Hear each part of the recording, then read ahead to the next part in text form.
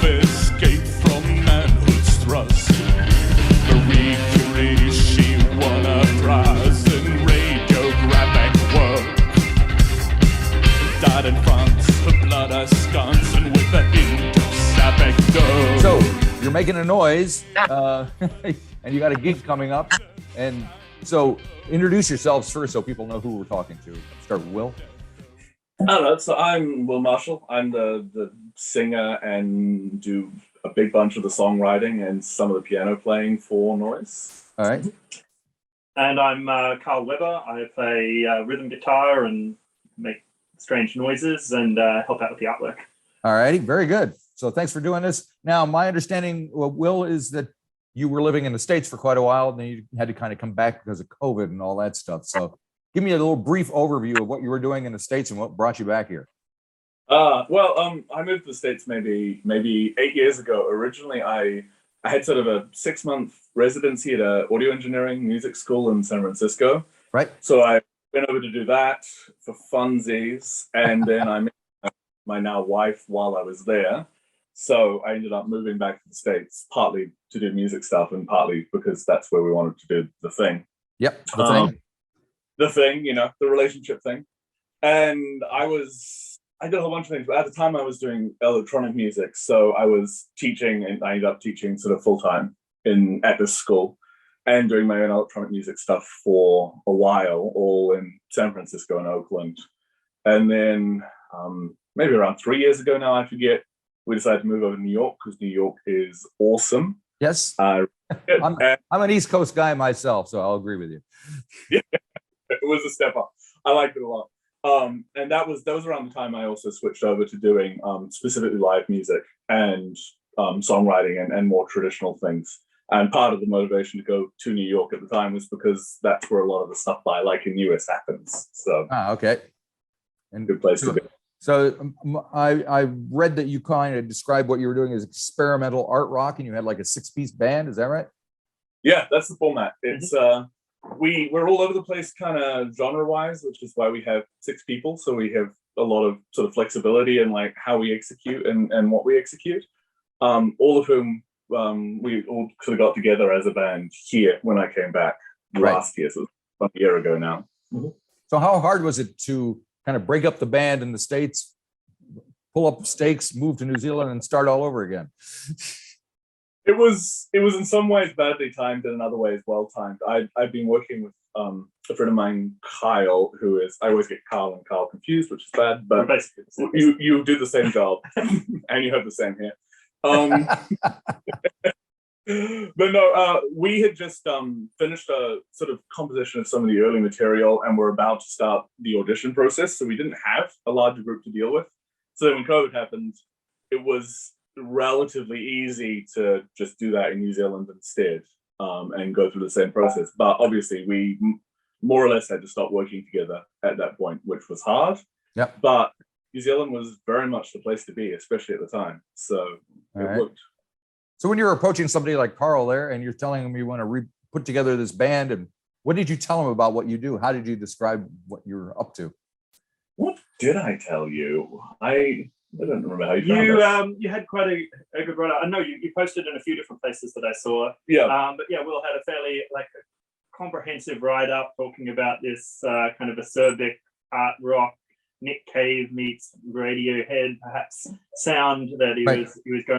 Icy post-punk, I think, was in the description, and I thought, that sounds pretty cool. And you had some demos that were reasonably, complete sounding, and what you were playing was interesting. So, I think you had reasonable success in finding quite a few. Yeah, we had a lot of people show up. I also had great fun with this. I booked out a proper rehearsal space, and I set up sort of a formal style audition with a desk and notes and everything like that, which was primarily theatrical, to be honest, but I really did enjoy it.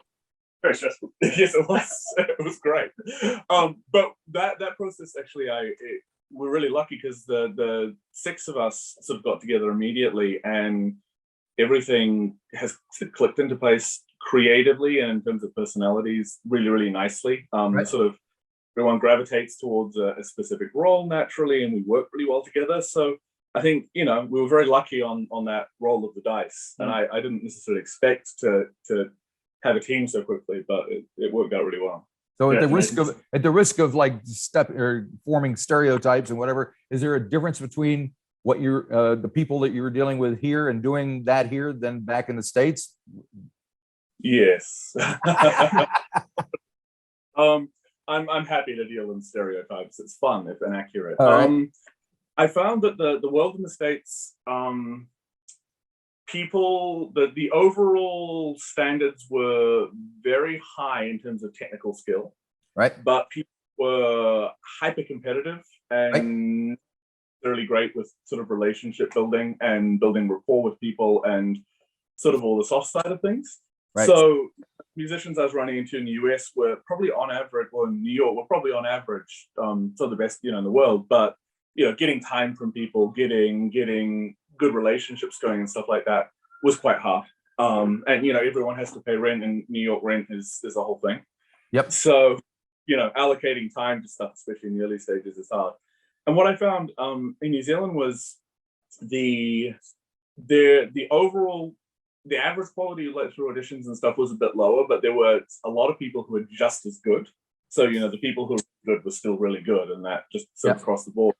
But there were far more people, I mean, that's who end up in the band, who had time in their lives to actually carve out and put the work in and put the effort in. And there was just a lot more emotional surface area to build a real connection.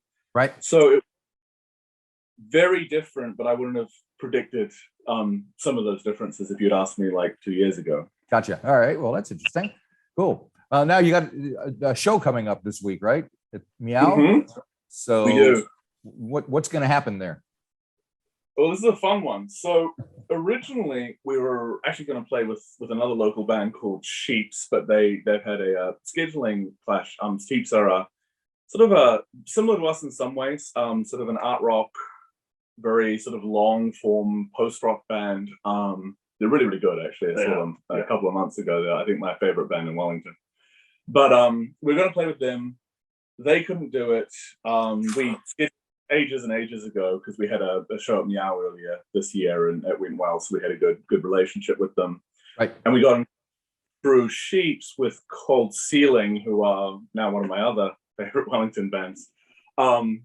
And they're, again, in this sort of, I call it art rock just because I don't like getting into all the actual rock genre things because hair splitting is fun. They're, I think, a bit darker, a bit heavier than us, but there's a lot of similarities in the approach, you know, a lot of drone material and repetitive hypnotic stuff, things like that. So we got together with them, and then also invited sort of a colleague friend of ours called Dani, who's a Serbian songwriter who I would describe her as like somewhere between PJ Harvey and Regina Spektor in terms of sound. That's cool. I like that. Yep. Danny Martin is her name. Yeah, she's fantastic. Yeah, we've played with her before, and it's been great. Yeah, she's really interesting. So, and part of the goal was the last few shows we've done have been, you know, we show up, we play the rock show, we go home, and that works. You know, it's a fun format, but there's kind of there's a level of theatricality and some intentionality and presentation and the way we put things together. And the opportunity for this show, particularly because Meow's a little bit sort of bigger and we're playing with a higher budget and stuff, was to do something that felt more showcasey. So put a lot more work into lighting, into cueing everything, and sort of structuring the performance into a much more integrated whole rather than just sort of a set of songs, which is, I think, what rock music like falls into as a format in the absence of intention to do something else. Right. And then obviously Cold Ceiling and us both fit into that kind of framework of, you know, leaning on the dark and the bright and the sort of hazes and leaning into that aesthetic. So it was an opportunity to have two bands that could fit into one kind of aesthetic and stage layout and both work with it to their advantage. Right. Just be all about atmosphere, I suppose. And yes. It's really interesting the degree to which, especially when you're making music that leans dark, at least some of the time, the sort of that fine line between feeling like teenage angst and feeling like something that has weight and meaning is often in the trappings and the context rather than, you know, necessarily the actual thing you're doing. That matters too. Gotcha. So now you told me you're looking to make an album at some point, because I was scrounging around for music from you guys, and I found a track called The Bone Shore, and that's kind of about it at the moment. So tell me about The Bone Shore, and then tell me about what you're going to be coming up with. I'm just one drop from the ocean and one drop back again. I'm just one grain of the black sand, just one grain in the hand. Boyhood ambition, such a painful condition. A teaspoon of salt in the bloodstream. So make your incision. To be blind begets vision. Under ether we cannot dream. So the Bone Shore was essentially the proof of concept I did back in New York. So it was all self-recorded, blah blah blah. We still play it. It's still part of our repertoire. It was one of the first things that we wrote, or I wrote for this sort of format. So it's oh, sorry, I've got my notifications on. 1 second. That's not the most helpful. Well, Oh, now we've lost you completely. oh no, There you are. Oh, You're no, back. no. Yep, all good. It's not my thing. It was actually it was adapted from a modernist poem I wrote back in a phase when I was like deliberately writing into that kind of post World War II modernism stuff. So it started as that, and then I was just mucking around with weird piano cross rhythms and hemiolas and just sort of esoteric theory stuff, and it turned into a pop song. So that sits there as to stick our sort of, I guess, our flag in the dirt and Right. hold that like that, but it's not a particularly permanent thing.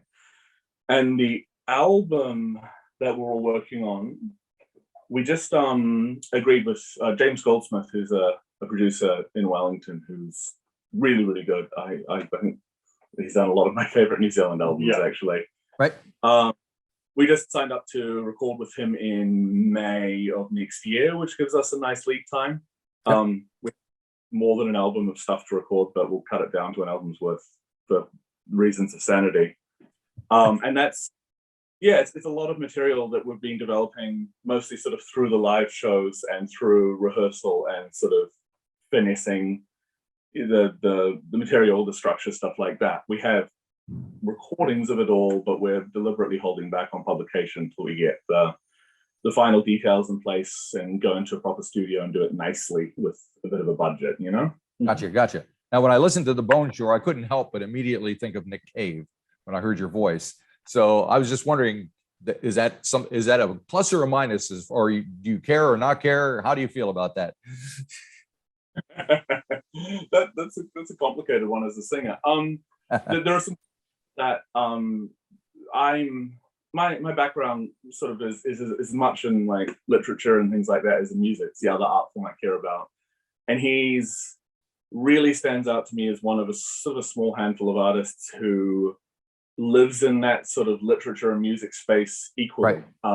Right.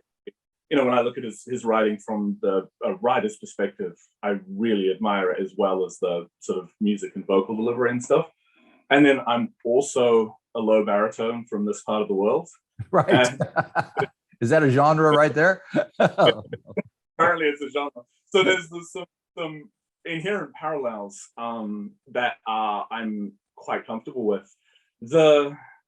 I think the distinction, and this is true for a lot of artists, when you're exploring something new, or you're like figuring out some technique, particularly with voices or things like that, you often blueprint from other people who have explored similar territory before. So like Nick Cave did that with Johnny Cash and with Elvis. Yeah. And you can trace these lineages of, I think, especially with vocal technique. So what happens is you go through that vocal technique, and then it becomes a tool that you use to explore your own vocal space and your own sort of delivery. And then once you've explored that, you consolidate into whatever your own style, whatever sort of naturally falls out.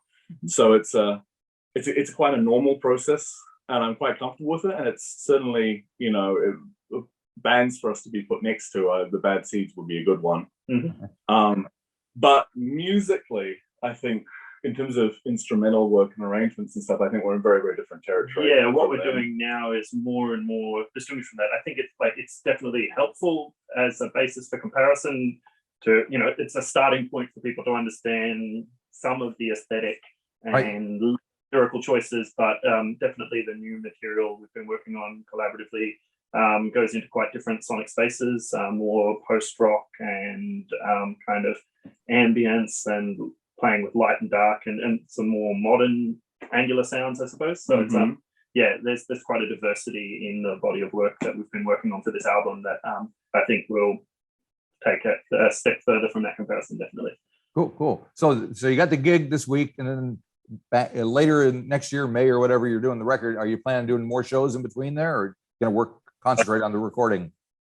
Yes, we're we've got a gig coming up in, I think it was late January, early February. I should remember this, at Shadow Play with which is a sort of 2-day thing at San Fran and Valhalla in Wellington. Right. That's been on the book forever. I think we're playing with, was it Plum Green? Plum Green, yeah. I can never remember her name, but she's a Kiwi artist, but in Melbourne at the moment. Yes, I've just spoken to Plum recently, so there you go. Oh, really? Yeah, it's lovely. Yeah, she's really good. So we're excited. Yeah, and we don't have anything else like on the cards at the moment. We had the whole tour sort of thing set up, and then level 2 and just the Delta finally getting here, so messed us all up. Timing definitely bit us. So, and obviously all are sort of not sure whether they're happening at the moment, so it's a little tenuous, but that's very much the plan. Partly because playing shows is a really great way to workshop the kind of the visceral chemistry of a performance, definitely of that very analytical, intellectual approach that we can take in the studio. So it's a good counterbalance to being nerds.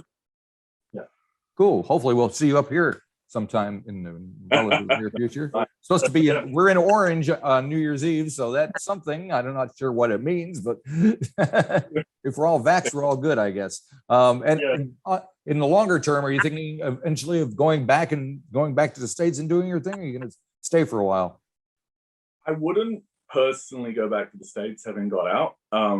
No, I love New York. I think it's not a great situation, and particularly for musicians, things are getting sort of harder and harder. Yep. It's an open question, long term, about format and things. I'm interested in going to Berlin at some point, but not near future, sort of medium long future. Right. Some members of the band would potentially be interested in coming with. It depends on where we're at in terms of the process, how we would deal with that. But I think, especially for what we're doing, it would be hard to be a purely New Zealand band indefinitely. It would be hard to make that work in terms of audience and things like that. So I think the realistic plan for us is, if nothing else, working on international rather than local reputation and focusing on touring. Absolutely. There are big audiences for this kind of stuff in the world. Yes. But not everywhere, Very good. All righty. Well, I think I got a good idea what you're up to now. So hopefully we'll see you guys up here at some point. Have a good gig on, was it Thursday, Friday, Saturday this week? Yeah. Somewhere in there. All righty. Thank you very much, and stay dry. Good talking to you. Enjoy your evening. All right. Bye-bye.